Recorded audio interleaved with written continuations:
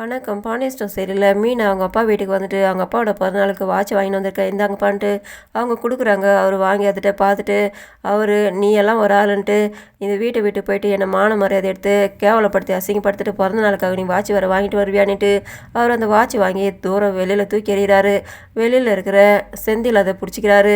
ஒரு உள்ளே திட்டிக்கிட்டு இருக்காரு. கதவை திறந்து விட்டாங்க. தெருவில் போகிறதெல்லாம் வரும் நீட்டு தெரியாது உனக்கு எதுக்காக திறந்து விட்டேன்ட்டு என்னங்க நீங்கள் இப்படியெல்லாம் பேசுகிறீங்கன்ட்டு அவங்க அம்மா கேட்குறாங்க. அவங்களுக்கு பிடிச்சி திட்டாரு. இவ்வளோ ஒழுங்காக வெளியில் போய்ட சொல்லு, இருக்கிற கோவத்துக்கு நான் அவளை கொண்டுட்டு ஜெயிலுக்கு போயிடுவேன்ட்டு நானே வெளியில் போய்ட்றமான்ட்டு இவங்க அதுக்கிட்டே வெளியில் வராங்க. வெளியில் பார்க்குற செந்தில் சொல்கிறாரு, நான் தான் உன்னை வலுக்கட்டாயமாக அங்கே கூட்டிகிட்டு வந்தேன், இந்த மாதிரி நடக்கும்ன்ட்டு எனக்கு தெரியாமல் போயிடுச்சுன்ட்டு இவரும் மன்னிப்பு கேட்டுட்டு கூட்டிகிட்டு கிளம்புறாரு. அவங்க அழுதுகிட்டே வராங்க. எங்கள் அப்பா அம்மா பாசமாக தான் இருந்தாங்க, அவரோட இஷ்டப்பிரகாரம் நான் நடந்துக்கலன்ட்டு எப்படியெல்லாம் பேசுகிறாங்க பாரு, இந்த மாதிரிலாம் நடக்கும் தெரிஞ்சுதான் நான் வேணாம் சொன்னேன், நீங்கள் தான் கேட்கலன்ட்டு நீ சொல்லி கூட நான் கூட்டிகிட்டு போனது தப்பு தான்ட்டு எவ்வளோ தூரம் சொல்கிறாரு, சமாதானப்படுத்துகிறாரு. அவங்களுக்கு சமாதானம் ஆக முடியல. இவங்க வழியில் இறங்கி நின்று கொஞ்ச நேரம் அழுதுட்டு அதுக்கப்புறமா இவர் சமாதானம் பண்ணி கூட்டிகிட்டு கிளம்புறாரு.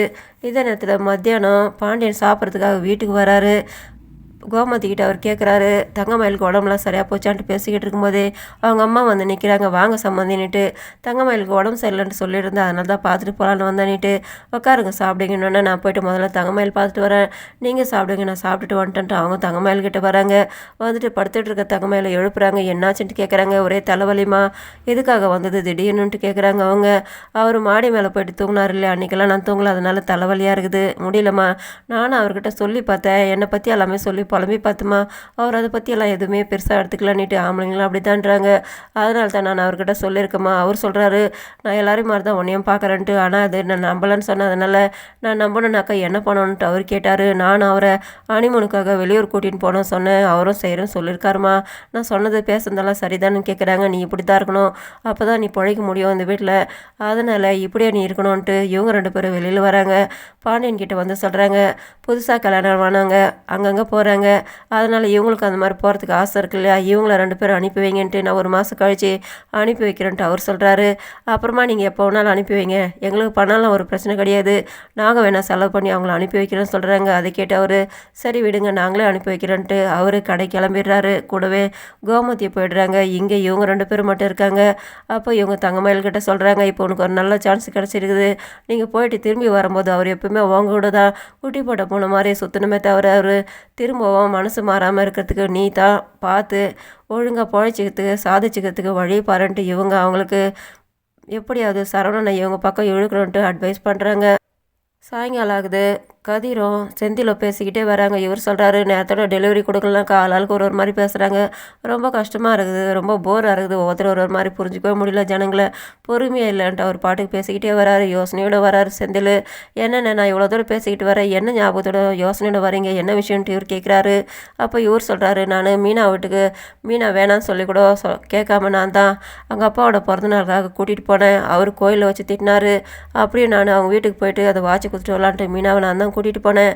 அங்கே போனால் அவர் நல்லாவே திட்டாரு. பாவம் என்னால் மீனா ரொம்ப கஷ்டப்படுறா, அவங்க பக்கம் எல்லாருமே கவர்மெண்ட் உத்தியோகத்தில் இருக்கிறாங்க, நான் மட்டும் கவர்மெண்ட் உத்தியோகத்தில் இல்லைன்ட்டு அவங்க அப்பாவுக்கு கௌரவ குறைச்சல் அவளை வேறு ஏற்றுக்க மாட்டாங்க, அதனால் இவ கஷ்டப்படுறாங்க அம்மா அப்பாவை நினச்சி, அதனால் நான் ஒரு முடிவு எடுத்திருக்கேன், நானும் படிச்சிருக்கல, அதனால் நானும் பரீட்சை எழுதி கவர்மெண்ட் உத்தியோகத்துக்கு போக பாருன்ட்டு. அது கேட்டு இவர் ஷாக்காக வராரு. ஏன்னா விஷயம் பரீட்சை வேணாண்ணே, போக போக சரியாக போயிடும், அப்புறம் அவங்கள ஒன்றா சேர்ந்துக்குவான்ட்டு. இல்லைடா, அவங்க அப்பா கவர்மெண்ட் உத்தியோகம் இல்லைன்ட்டு தானே இவளை திட்டி பேசி ஏற்றுக்க மாட்டாரு, இவ்வளோ அவங்க அம்மா அப்பா நினச்சி கஷ்டப்பட்டுக்கிட்டு இருக்கா, அதெல்லாமே என்னால் தானே, அதனால் மீனாவுக்காக நான் கவர்மெண்ட் உத்தியோகத்தில் சேரத்துக்காக முடிவு பண்ணிட்டேன்னுட்டு.